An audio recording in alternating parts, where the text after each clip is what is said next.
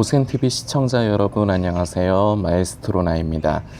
성도님들 어제 밤에 잠 잘들 주무셨는지 모르겠습니다. 저는 요 근래에 보통은 하루에 한 번인 샤워를 했는데요. 어제는 잠이 안 와서 너무 덥다 보니까 잠이 안 와서 결국은 새벽에 1시인가 1시 반인가 쯤에 찬물에 샤워를 하고 겨우 저도 잠을 잤습니다.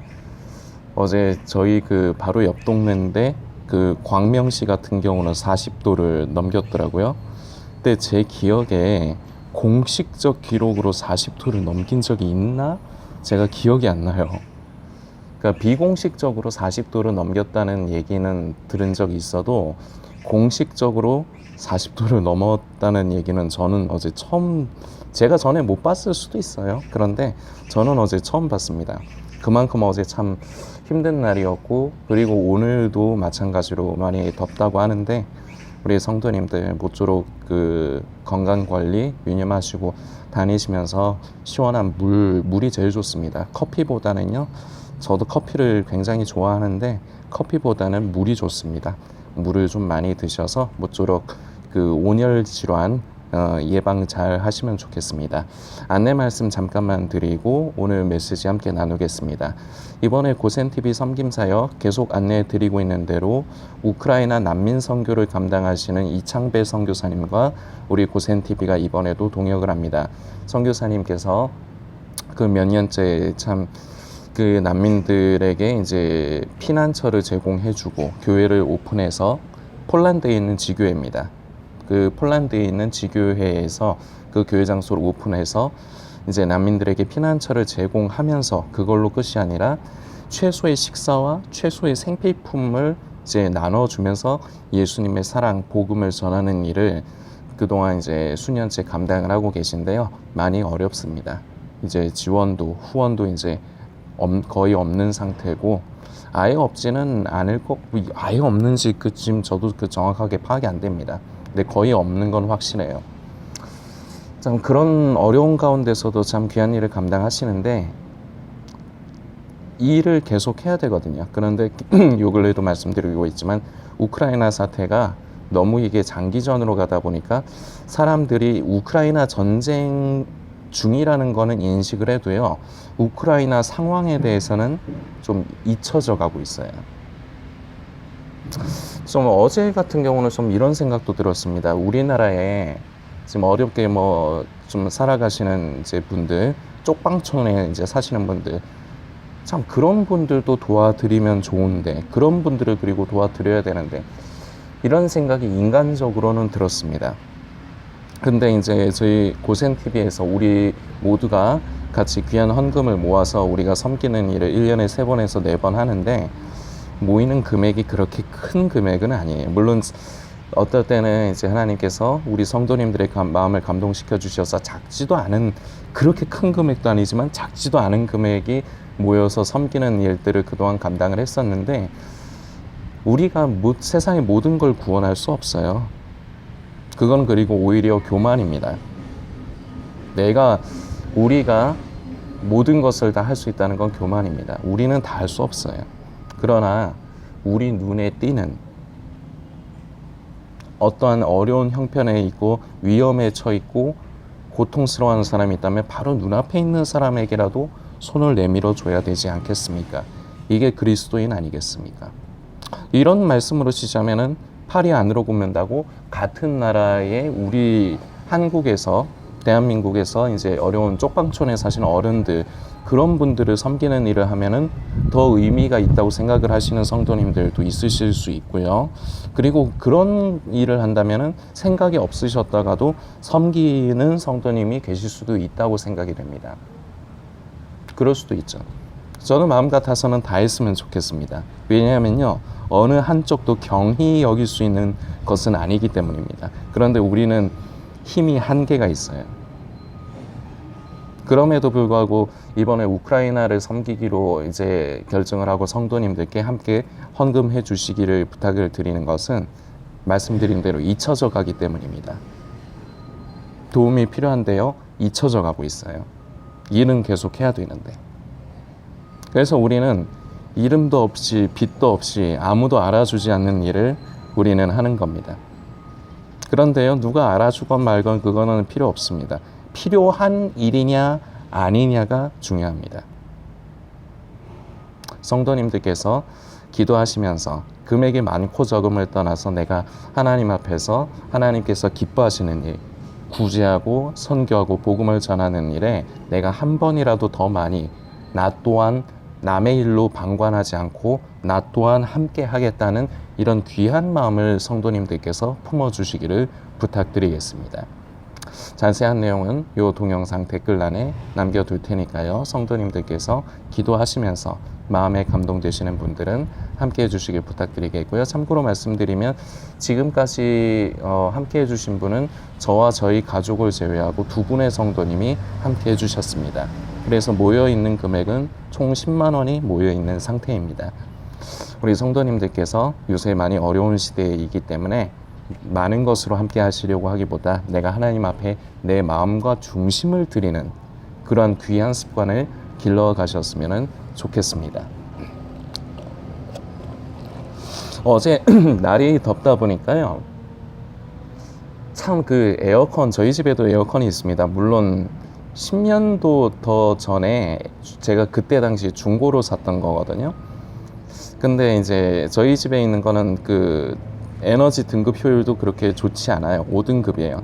그렇지만 어쨌거나 그때 그 장만한 에어컨을 지금까지 쓰고 있는데, 어제 특히나 그걸 느꼈어요. 와, 진짜 세상에서 나온 발명품 중에 으뜸이 아닐까.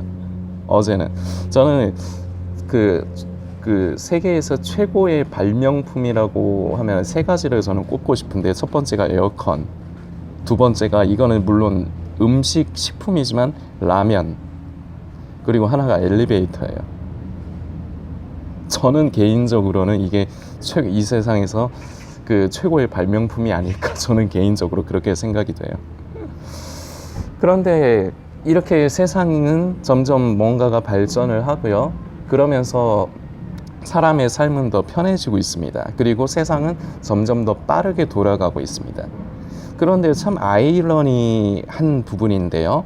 세상은 이렇게 많이 발전하고 좋아지는데 인간은 그만큼 약해져요. 예를 들어서 예전에는 우리가 전화번호를 외우고 다니거나 휴대폰이 없던 시절에요. 전화번호를 외우고 다니거나 수첩에 적어가지고 그걸 보면서 외우면서 우리는 어디에 전화를 걸고 그랬습니다. 그런데요, 요즘 시대에는 그냥 휴대폰에 다 저장이 돼 있지 않습니까? 그러니까 전화번호를 외우려고 하지 않아요. 그리고 전에는 지도를 보면서 어딘가를 찾아가고 그랬는데 요새는 내비게이션이 있어가지고 그냥 검색해가지고 누르면은 그냥 자동으로 안내를 다 하지 않습니까? 이게 편해진 거죠. 그런데 어떤 면에서 보면요, 인간이 생각하는 능력이 약해진 거예요. 저는 이제 예를 지금 한 가지 이렇게 든 겁니다만, 이것이 어떻게 보면은 이 시대를 살아가는 성도들에게도 이게 좀 적용이 되는 것 같아요. 무엇이냐? 기술이 많이 발전했습니다. 그러면서 SNS라는 것이 많이 이제 생겨나면서 발전을 했죠. 지금 많이 발전을 한 상태 아닙니까? 그러면서요, 옛날에는 내가 섬기는 교회 목사님 말씀 아니면 부흥회 이제 초청 강사 목사님, 이제 그런 목사님의 말씀만 거의 들을 수 있었습니다. 그런데 지금 시대에는요, 내가 원하면은 해외에 유명한 목사님들, 존 파이퍼 목사님이라든지 여러 목사님들 계시지 않습니까? 하여튼 누가 됐건 간에 지금 편하게 말씀을 들을 수가 있어요. 예전과 달리 기술이 발전했기 때문에 이게 가능한 거죠. 자, 그러면은 말씀을 더 많이 다양하게 들을 수 있으면은 성도들의 영적인 생명이 더 많이 성숙해야 되는데 오히려 반대가 돼버린 것 같아요. 그 이유를 말씀을 드리자면 결국은 그겁니다. 말씀은요, 우리가 며칠 전에 예배에 대해서도 말씀드렸지만 말씀도 그렇거든요. 말씀은요, 내가 듣고 싶은 말씀을 듣는 게 아니에요. 하나님께서 나에게 무엇을 원하시고 뜻하시는가를 들어야 되는 거예요. 그런데요, 사람마다 다 성향이 다르고 취향이라는 게 있어요. 그러다 보니까요, 성도들이 유튜브에서, 특히나 유튜브가 그래서 문제예요. 유튜브에서 자기가 좀 듣고 싶어하는 취향에 맞는 그런 설교 메시지들을 찾아서 듣습니다. 그러니까요, 영적인 생명의 성숙이 오히려 퇴화되어져 가고 있어요. 다시 말씀드리지만요, 내 마음에 위안을 주고 내 마음을 기쁘게 하고 내 안에 뭔가 감동을 주는 게 말씀이 아닙니다. 내가 자꾸 듣고 싶어하는 말씀이 있을 거예요. 그리고 어떤 좀 끌리는 어떤 목회자가 있을 수 있습니다. 근데 그걸 듣는 게 말씀을 듣는 게 아니에요. 질문 하나 드리겠습니다. 성도님에게 자식이 있는데요, 지금 자식이 시키지도 않았는데 너무 열심히 공부를 합니다. 그래서 시험 성적을 잘 받아옵니다. 그러면 성도님, 자식에게 어떻게 하시겠습니까? 때리시겠습니까? 너 왜 이따구로 사냐 이러시겠습니까? 아니요.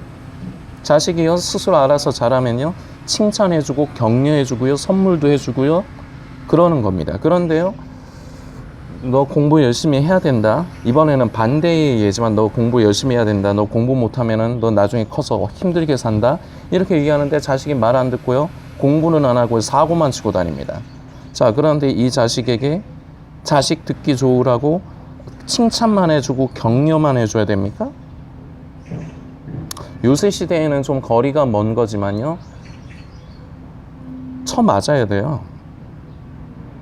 저희 세대까지는, 제가 나이가 45인데요, 저희 세대는 맞고 자란 세대입니다. 그러니까 어른 무서운 걸 알아요, 저희는.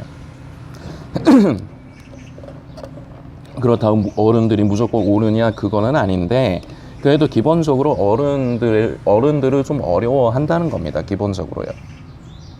근데 요새 세대, 그 젊은 세대들은 보니까 안 맞고 처맞지를 않고 그냥 곱게 자라서 그런지 보면은요, 좀 개념이 없는 것 같아. 물론 다 그런 건 아니겠지만, 그래서 저는 요새 그 MZ들 말투도 마음에 안 들어요. 아, 그랬는데 뭐 그 혀 짧은 소리 하는 거 있잖아요. 그것도 마음에 안 들어. 거슬려. 근데 이거는 뭐 제 취향이, 이건 제 성향이 그런 거니까.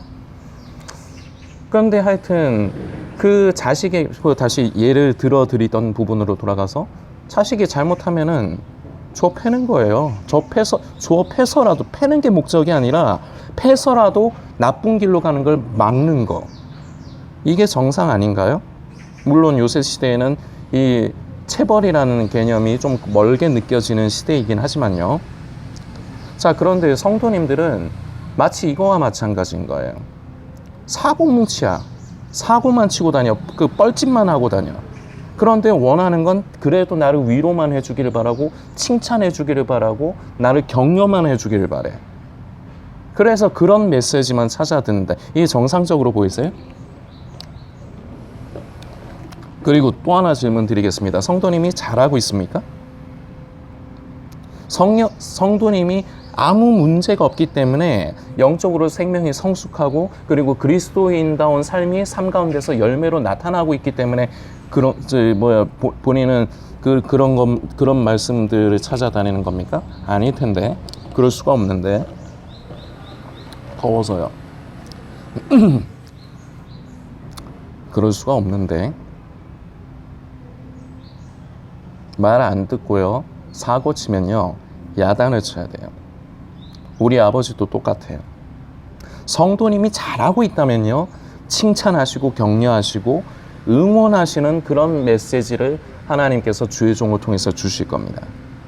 그런데 성도님이 하나님의 말씀에 불순종하고 죄의 길에서 벗어나지 않고요, 스스로 하나님의 뜻이 아닌 내 뜻을 쫓아 살아간다면요, 경고의 메시지가 떨어져야 되는 게 정상입니다. 그런데 경고의 메시지는 듣기가 싫거든요. 나를 까는 것 같고, 내 기분을 상하게 하고, 그리고 왠지 나랑 뭐 상관없는 얘기처럼 받아들여지고, 그러니까 그런 메시지에는 귀를 기울이지 않아요. 그래서 결과물로 나타나는 걸 좀 여담이지만 말씀을 드리자면요. 이 시대의 진짜 교회, 진짜 목회자는요, 결국은 망하게 돼 있어요. 왜냐? 찾질 않아요. 진짜 교회, 진짜 목회자는요, 자신의 뜻이 아니라 하나님의 마음과 뜻을 그대로 전하는 게 진정한 교회고요. 그리고 그게 진정한 목회자입니다. 근데 축복과 사랑과 은혜와 위로에 대한 메시지는 세고 넘잖아요. 그리고 그런 게 듣기 좋죠. 부담이 없잖아요. 그런데 영적인 상태가 좋아서 그 메시지가 나오느냐 이거죠. 제가 말씀드리는 건 아닐 텐데. 아니라면 혼을 내서라도 기회를 줘야 되거든요. 성도님들이 돌이킬 수 있는, 우리가 다 같이 돌이킬 수 있는 기회가 있어야 되거든요. 그 기회가 바로 말씀의 선포입니다. 그런데 이 말씀에 듣기 싫은 거북한, 나를 까는 듯한, 나를 불쾌하게 만드는, 나에게 경고하는 메시지가 없다? 이거 비정상적이라고요. 그런데 이런 메시지를 전하면요, 듣기 싫잖아요. 그러니까 떠나는 겁니다. 그럼 어떻게 됩니까? 교회는 어려워지겠죠. 운영을 해야 되는데. 목회자도 사례비가 필요할 거 아닙니까? 그럼 결국은 어떻게 되느냐? 문 닫는 겁니다. 그러면서요, 사람들은 어디 뭐 진리의 말씀이 없는가, 은혜로운 말씀이 없는가 찾아. 이거 모순이에요, 이건. 사람들이 원하는 건요, 진리의 말씀, 은혜의 말씀입니다. 그런데요, 진짜 진리와 은혜의 말씀은요, 성도님의 귀에 듣기 좋은 말씀이 아니에요. 그래서요, 많지는 않지만 그런 목회자들이 있습니다. 그런 사역자들이 분명히 있습니다. 그런데요, 결국은요, 그 사역자들은요, 은혜의 말씀, 그런 말씀들을 진리의 말씀을 사모한다고 말만 하는 그러한 기독교인들에 의해서 버림받고요, 외면당하고 배척당합니다. 그 결과 마지막에 가서는 문 닫는 겁니다. 이거 참 아이러니하지 않나요? 이게 현실이에요.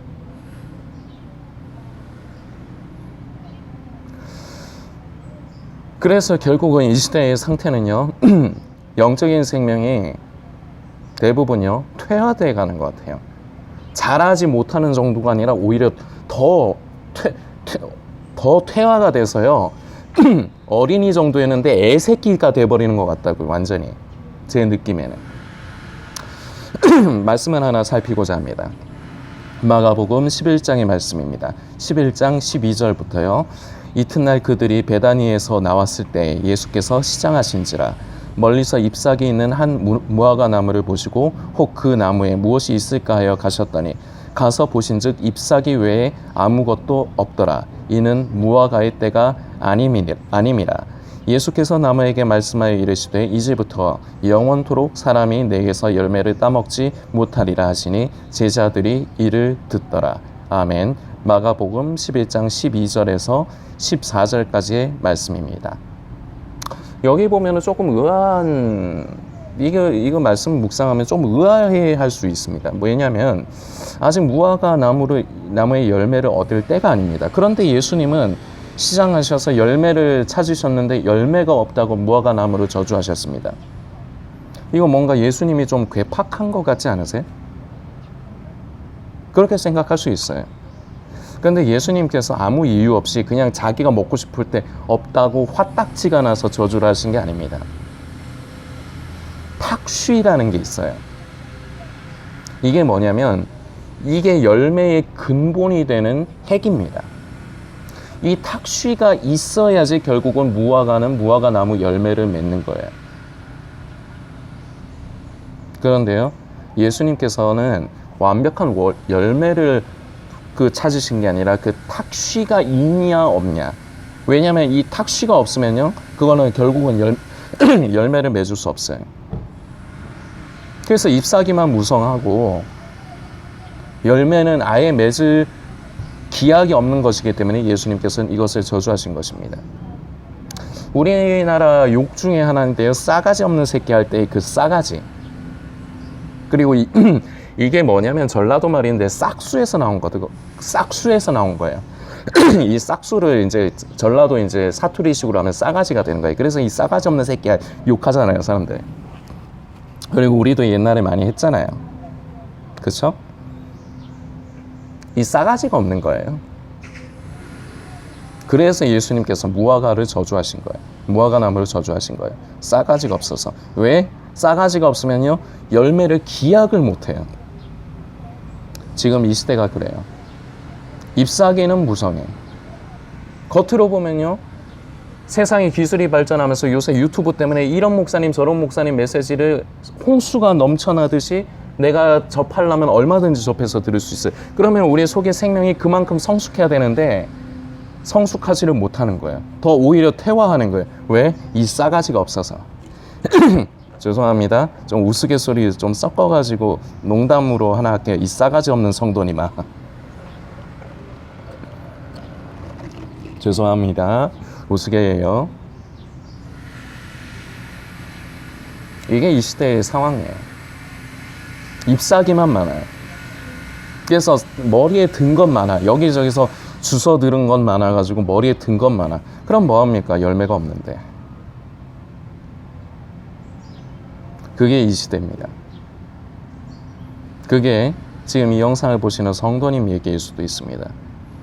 예수님께서는요, 완벽한 열매를 못 얻으셨기 때문에 저주하신 게 아니라는 걸 다시금 기억을 하십시오. 그 탁쉬, 전라도 사투리 욕으로 하면 싸가지. 영적인 성숙은요, 선택사항이 아닙니다. 우리가 나이가 들지 않습니까? 나이가 들면은 그 나이대다운 행동을 해야 되는 겁니다. 이게 지극히 자연적인 것이죠. 영적인 생명도 마찬가지입니다. 교회 오래 다녔다? 다 필요 없어요. 다닌 만큼, 물론 그거 자체를 부정하는 게 아닙니다. 신앙생활의 그 세월만큼 속의 생명이 맞추어서 자라나야 되는데, 신앙생활은 한지 오래됐고 이제 뭐 종말론 유튜브 채널 쫓아다니면서 이제 예수님 오실 때 가깝다 하는데 속의 생명은 자라지 않고 오히려 퇴화돼 간다? 문제인 것입니다. 다시 말씀드리고 마무리 짓겠습니다. 영적인 생명의 성숙은요, 선택사항이 아닙니다. 성도님이 신앙생활 몇 년 하셨습니까? 1년 하셨습니까? 5년 하셨습니까? 10년 하셨습니까? 그러면 거기에 맞게끔 성숙하셔야 합니다. 이건 다시 말씀드리지만 선택사항이 아닙니다. 성도님들께서 묵상해 주시길 부탁드리겠습니다.